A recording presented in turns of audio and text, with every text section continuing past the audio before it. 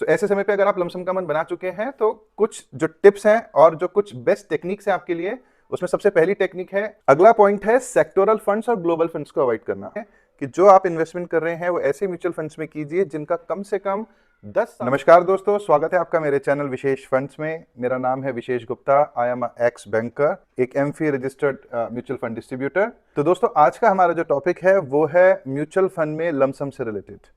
बहुत सारे लोगों की क्वेरीज आती है कि इस समय पे मार्केट डाउन है, सो क्या म्यूचुअल फंड में लमसम इन्वेस्टमेंट करने के लिए सही मौका है या नहीं। मार्केट में उथल पुथल मची हुई है, एक दिन मार्केट ऊपर जाती है, दूसरे दिन मार्केट नीचे जाती है। अमेरिका के जो ट्रम्प साहब हैं, उन्होंने भी रोज एक टैरिफ वॉर, टैरिफ से रिलेटेड रोज कभी हटा रहे हैं, कभी लगा रहे हैं। अभी लेटेस्ट न्यूज जो आई है उसमें उन्होंने टैरिफ को 90 दिन के लिए पॉज कर दिया है। ठीक है, सो मार्केट में एक पॉजिटिव उसका एक सेंटिमेंट भी गया है। सो आज के इस वीडियो में हम इसी चीज पे डिस्कस करेंगे कि क्या म्यूचुअल फंड में लमसम करना ठीक रहेगा या नहीं। अगर आप लमसम करना चाहते हैं तो कैसे करें, लमसम किन के लिए ठीक है, किन को लमसम से बचना चाहिए। तो इस वीडियो को पूरा देखिएगा, और अगर आपको कोई डाउट हो, क्वेरी हो तो प्लीज कमेंट कीजिएगा, और आप डिस्क्रिप्शन में दिए गए लिंक के थ्रू मेरे से कनेक्ट कर सकते हैं और 1-to-1 डिस्कशन भी कर सकते हैं। सो दोस्तों, सबसे पहला सवाल कि क्या इस समय पे लमसम करना चाहिए, इसका बैकग्राउंड देने से पहले थोड़ा सा अगर हम डिस्कशन करें, आज की डेट में इंडिया में जो IT सेक्टर है, जो मेटल सेक्टर है, ऑटोमोबाइल सेक्टर है, टेक्सटाइल सेक्टर है, ऐसे बहुत सारे सेक्टर्स जो कि अमेरिका के ऊपर डिपेंडेंट हैं। अभी आज की डेट में अगले 90 दिनों तक और उसके बाद भी कुछ नहीं कहा जा सकता कि किस सेक्टर पे ट्रम्प साहब टैरिफ लगा देंगे, कहां कहां हमारा एक्सपोर्ट प्रभावित होगा, कौन कौन सी कंपनीज प्रभावित होंगी, और इस वजह से मार्केट में कुछ समय तक अनिश्चितता बनी रहने वाली है। इंडिया के मार्केट का अगर फियर गेज की हम बात करें, जिसको कि इंडिया विक्स बोला जाता है, वो भी अभी 9 अप्रैल के डेटा के हिसाब से ऑलमोस्ट 2.2% बढ़ गया। यानी ये दिखाता है कि हमारे जो इन्वेस्टर्स हैं उनके बीच में कितना फियर है। ठीक है, तो वो भी अभी 9 तारीख को बढ़ करके अप्रोक्सीमेटली 20.88 पे पहुंच गया। इसका मतलब ज्यादातर लोग मार्केट में इस समय पे डरे हुए हैं और वॉलेटिलिटी एक्सपेक्टेड है। बट इसी के साथ में अगर हम पास डेटा उठा करके देखें तो जब भी एक करेक्शन आई है, वो ही समय एक ऐसा समय भी है जिसमें लॉन्ग टर्म इन्वेस्टर्स ने इन्वेस्ट करके एक लंबे समय में बहुत अच्छी पूंजी बनाई है।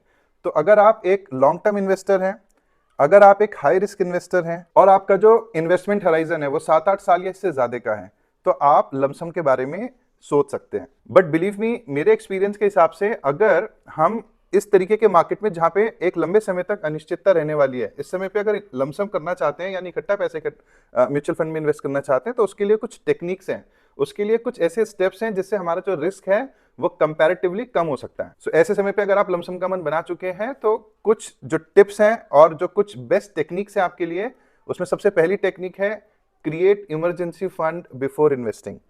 सो अगर आपको मान लीजिए 1 लाख रुपए म्यूचुअल फंड में इन्वेस्ट करना है, तो वो इन्वेस्टमेंट आपका एक लंबे समय तक फंसा भी रह सकता है, और आप ये मान के इन्वेस्ट कर रहे हैं कि मैं इसको 7-8-10 साल से पहले नहीं निकालूंगा। तो क्या अगर कोई शॉर्ट टर्म इमरजेंसी आ जाए, कोई हेल्थ रिलेटेड इश्यूज, किसी बच्चे की पढ़ाई से रिलेटेड, कहीं कोई भी और इमरजेंसी है, कोई ऐसी चीज जो आपकी फैमिली में, कोई मैरिज प्लान है, कुछ भी है, तो क्या शॉर्ट टर्म रिक्वायरमेंट्स को मीट करने के लिए आपके पास एक इमरजेंसी फंड है या नहीं। अगर नहीं है तो आप सबसे पहले एक इमरजेंसी फंड क्रिएट कीजिए ताकि ऐसी रिक्वायरमेंट आने पे आप पैनिक ना करें। सेकंड है फेज्ड इन्वेस्टमेंट या डेफर्ड इन्वेस्टमेंट या STP, systematic transfer plan. STP में हम क्या करते हैं, मान लीजिए हमारे पास 1 लाख रुपए इन्वेस्ट करने के लिए 5 लाख रुपए है। अब हमें यह भी दिख रहा है कि आज अगर हम इन्वेस्ट कर दें और मार्केट अभी 20% नीचे गिर गई, ठीक है, तो मेरा 1 लाख का 80,000 रुपए रह जाएगा।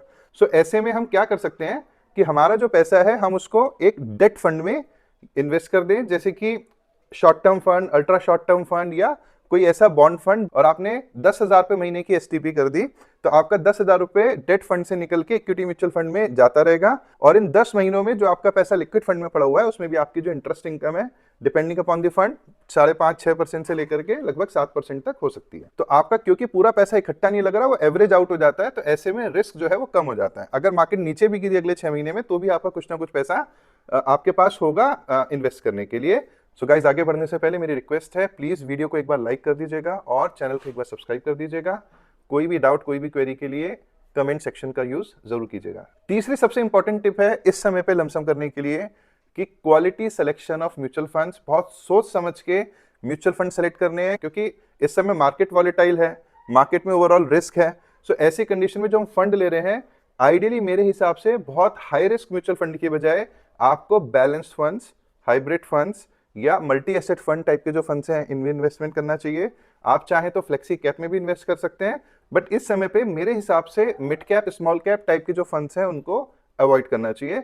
अगली बहुत इंपॉर्टेंट टिप है वो ये है कि जो आप इन्वेस्टमेंट कर रहे हैं वो ऐसे म्यूचुअल फंड्स में कीजिए जिनका कम से कम 10 साल का ट्रैक रिकॉर्ड हो और वो अपनी कैटेगरी में एक अच्छा AUM होल्ड करते हो। फॉर एग्जाम्पल, अगर आप चूज करते हैं फ्लेक्सी कैप फंड, तो फ्लेक्सी कैप फंड ऐसे फंड्स को चूज कीजिए जो कम से कम 10 साल से पुराने फंड्स हो, जिनका एक पुराना ट्रैक रिकॉर्ड हो, 2-3 करेक्शंस देख चुके हों, और जिनका AUM है, यानी जो उसमें लोगों ने पैसा लगाया हुआ है वो अपने सेक्टर में टॉप 5 फंड्स में से एक हो।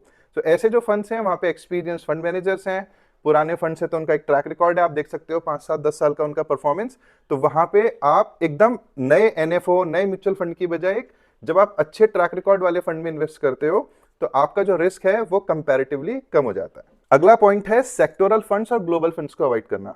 जब तक कि आपको बहुत अच्छी नॉलेज नहीं है इकोनॉमिक्स की, मार्केट की, और आप बहुत अच्छी ट्रैकिंग नहीं कर रहे हैं, सेक्टोरल फंड्स यानी ऐसे म्यूचुअल फंड्स जो एक पर्टिकुलर सेक्टर में पैसा लगाते हैं, फॉर एग्जांपल ऑटो से रिलेटेड फंड्स, IT से रिलेटेड म्यूचुअल फंड्स, ऐसे म्यूचुअल फंड्स जो फार्मा को टारगेट करते हैं, बिकॉज इस समय पे किस पर्टिकुलर सेक्टर के ऊपर आगे आने वाले टाइम में प्रॉब्लम आने वाली है हमें नहीं पता, ठीक है। सो अनटिल अनलेस आपकी प्योर बेट खुद की ना हो कि नहीं आपको श्योर है कि भाई आगे चल के ऑटो तो बहुत अच्छा ग्रो करेगा, IT तो बहुत अच्छा ग्रो करेगा, जब तक आपके पास ऐसा कोई डेटा ना हो या आपकी प्रॉपर रिसर्च ना हो, सेक्टोरल फंड्स को अवॉइड कीजिए। सेकेंडली, ऐसे म्यूचुअल फंड्स जो ग्लोबल मार्केट में इन्वेस्ट कर रहे हैं, फॉर द टाइम बीइंग उसको भी अवॉइड कीजिए, बिकॉज आगे चल के क्या डायनामिक्स बनेंगी, कौन कौन से नए अलाइज बनेंगे, इंडिया चाइना अलाई बनेगा, इंडिया अमेरिका अलाई बनेगा, अमेरिका की यूरोप के साथ बनेगी नहीं बनेगी, कौन सा मार्केट अच्छा करेगा नहीं करेगा, आज की डेट में प्रेडिक्ट करना मुश्किल है।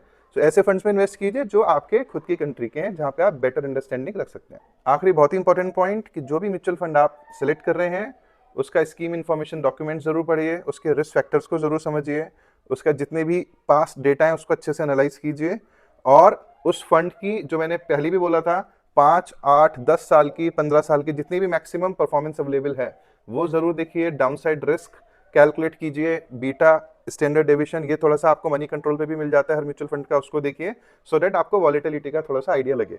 कोई डाउट है या किसी फंड के बारे में स्पेसिफिक इन्फॉर्मेशन चाहिए या आप अपने पोर्टफोलियो से रिलेटेड कोई कुछ पर्टिकुलर डिस्कशन करना चाहते हैं, सो आप मेरे से भी डिस्कशन कर सकते हैं। सो दोस्तों, finally this video was only for your educational purpose. आपको एक सलाह थी, एक एक्सपीरियंस शेयर किया, और आपको ये चीज़ बताने की कोशिश की कि क्या क्या रिस्क हो सकते हैं, क्या क्या इस समय पे अपॉर्चुनिटीज़ हो सकती हैं।